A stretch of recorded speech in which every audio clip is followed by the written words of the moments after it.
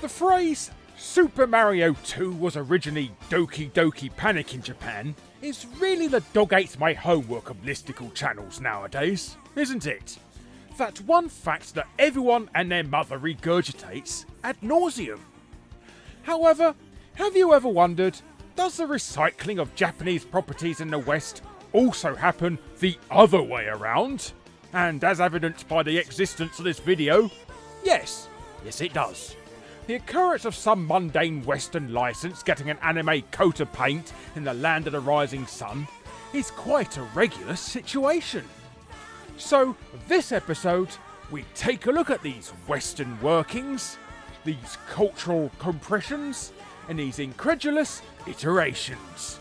As I say, but hello you. I'm Guru Larry, and I'll welcome you to Fact Hunt. 5 Western games that were animated in Japan. Is animated even a word? Don't care.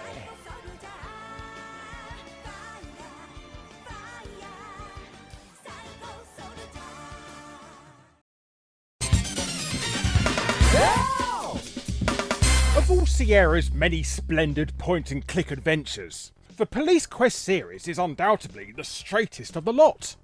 Originally designed by ex-LAPD cop Jim Walls, they put you in the shoes of Lighton's finest Bobby, Sonny Bonds, as he solves crimes, tracks down killers, and deals with plenty of stereotypes. As Sonny, you're also expected to follow police procedure right down to the letter. These are the games where you have to walk around your car to check it over, otherwise you get a flat tyre, leave your gun in the locker, otherwise a perpetrator will grab it off you and blast you with it, and even the slightest deviation from proper procedure during any bust usually results in your either violent death or somebody else's. They're very, well, of their time, and they're quite straightforward stories compared to the adventures of Roger Wilco, or Larry Laffer, which makes the Japanese version of Police Quest 2, The Vengeance, one of the strangest anime-izations out there. The Japanese version, released on the PC 9801, entirely follows the plot of the Western original. However, everyone's had something of a glow-up.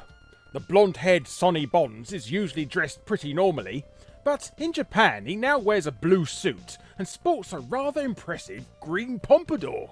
His chain-smoking partner Keith is, if anything, even greener in the old follicle department. And almost everyone else has received significantly bigger eyes and facial features.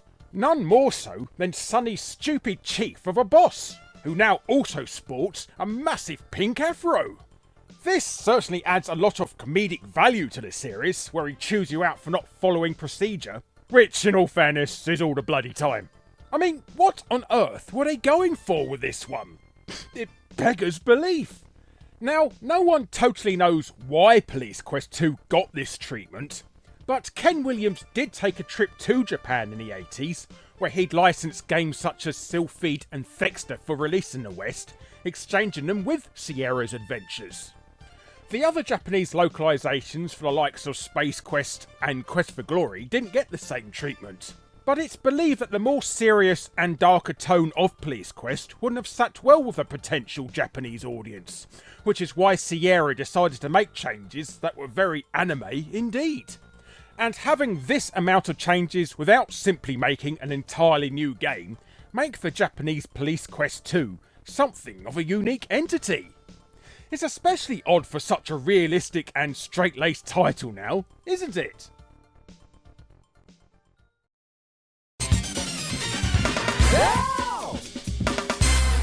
Of course, it wouldn't be a Fact Hunt video without some mention of an 80s British home computer game now, would it?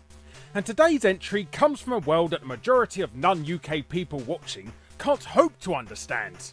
And this time around, we're dealing with Monty Mole.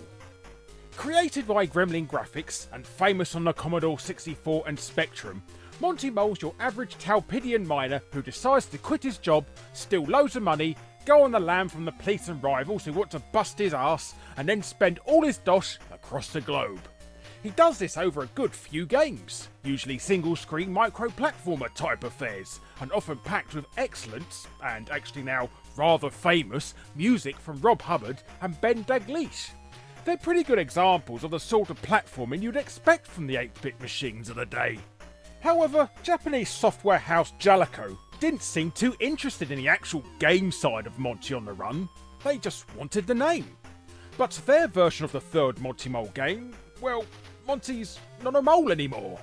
He's a bearded humanoid Peter Sutcliffe lookalike who's on the run from the cops, slugs, alien xenomorphs and facehuggers in an Aztec temple, for some reason.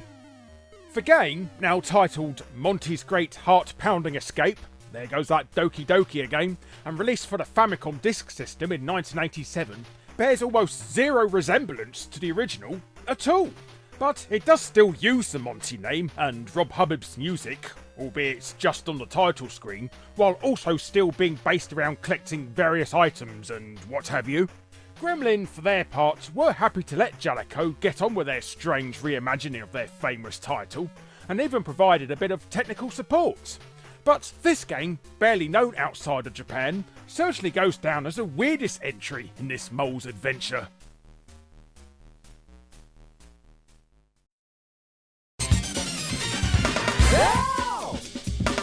Western developers Toys for Bob have been around for far longer than you may realise, first breaking through with the rather loved Star Control series of free-roaming space adventures on PC in the early 90s. However, before Activision threw them into the sausage factory that is developing endless Call of Duty sequels, they had a reputation for bright and cheerful platformers, working on everything from Disney titles to Skylanders, and more famously the new Crash Bandicoot and Spyro titles. Such games are pretty susceptible to animification as it turns out. I mean, have you ever seen those Japanese Crash Bandicoot commercials? But one of their earlier platformers received exactly that treatment. Pandemonium, the somewhat well-remembered 2.5D platformer from the 32 bits, where you play as either Fergus the Jester or a bowl-cutted acrobat named Nicky, whom weirdly make the decision to run away from the circus as opposed to joining it. It's not a bad little game at all, but if you happen to play the Japanese version, however, well, it jumps right into the deep end of La La Land. Bandai picked up the game for release over in the land of the rising sun, rebranding it as Magical Hoppers. Not only that, Fergus and Nicky are gone. They've been stripped out and replaced with Clam and Guppy, two magical children on a mission to save a place called, Amazing Land. I mean, bloody hell, the original game didn't have much of a plot, but it's like Lord of the Rings compared to this nonsense. It's also got a bunch of new and very anime cutscenes or stills, depending on whether you played a PS1 version or shafted with a Sega Saturn release. And before you actually commenters post, yes, Pandemonium did receive a sequel, albeit without the involvement of Toys for Bob, as a creatively titled Pandemonium 2. And yes, it also got a release in Japan, this time as Miracle Jumpers. However, Amazing Land being fully saved this time, Fergus and Nicky got their old jobs back, sans bowl cuts this time thankfully. And aside from replacing the idiotically password-only system of their Western release with memory card saves, it's pretty much the exact same game. Just thought you'd like to know that, really. I like being thorough. Me.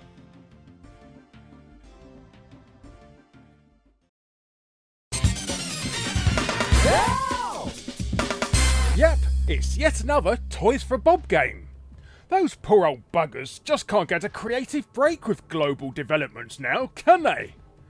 Toning down development of Pandemonium's follow-up, the studio's next game, Unholy War, got an even stranger makeover. Now, Unholy War is bizarre enough, being that it's a kind of hybrid between strategy and fighting that's not too well remembered nowadays. But it was released slap bang in the middle of that weird, short-lived arena fighting game fad. You know, somewhere between Urgeist and Power Stone. However, Bandai must have seen something in its design, as they decided that they wanted Unholy War to be a vehicle for the anime series Magical Girls. The resulting game, Magical Girl's Little Witching Mischiefs, doesn't just feature gameplay from Unholy War. It's also got various things taken from Pandemonium, and an added layer of RPG on top. Enough for it to be pretty much its own game that's just heavily inspired by Unholy War. Well, that's what Bandai wanted anyway, and they sure as hell tried to make sure they got it too. Constantly faxing over directions to Toys for Bob in the States, which had to be translated before they were carried out.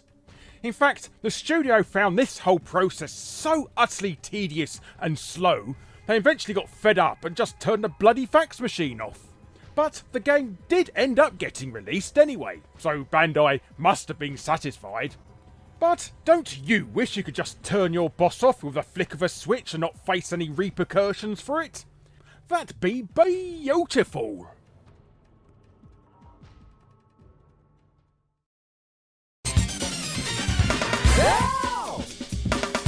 If ever there was a game to be endlessly changed and rebranded wherever it was released across the globe, it would have to be Hewson's Nebulous. Oh, you know Nebulous! It's that game where you play as a green pig blob type thing and you have to climb up a tower. It's almost easier for me to say that than to call it an actual name. Originally released in the UK for home computers, Nebula soon crossed the pond to the good old US of A, where it was renamed Tower Toppler for the Commodore 64 and Atari 7800 of all systems, then again on its NES and Game Boy debut as Castellion. There's even an Italian bootleg called Sublime, apparently. All of these versions are basically the same game with the same hero. The only difference being that when it came to the NES, some little bonus platform stages were tacked onto the game to pad it out a wee bit. Well, that can justify why you're now charging 40 quid for a £10 game that was released 4 years prior.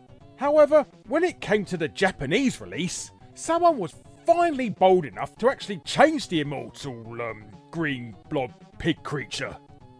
The Japanese Famicom and Game Boy version was released as Koryo-chan Land, and if you know your Japanese candy, or randomly being recommended weird Japanese adverts by YouTube, you'll know that Koryo-chan is a mascot for a range of sweets known as Choco Balls that have been around for donkeys of years. And you now get to play as Koryo-chan himself, as he, climbs up some towers. Does this have anything at all to do with chocolate? No, but there have been a couple of tweaks and you can even collect Choco Balls for some bonus points, which is certainly tastier than eating jewels in the original. Nebula certainly has had a weird time with releases, what with 1,000 or so different names it goes under and everything, but the Japanese food mascot version of the game might be the strangest chapter in the life of little Pogo. That's the blob pig thing's name, by the way. And yes, there are plenty more animated adaptations of well-known Western games. This, my friends, is only the tip of the iceberg.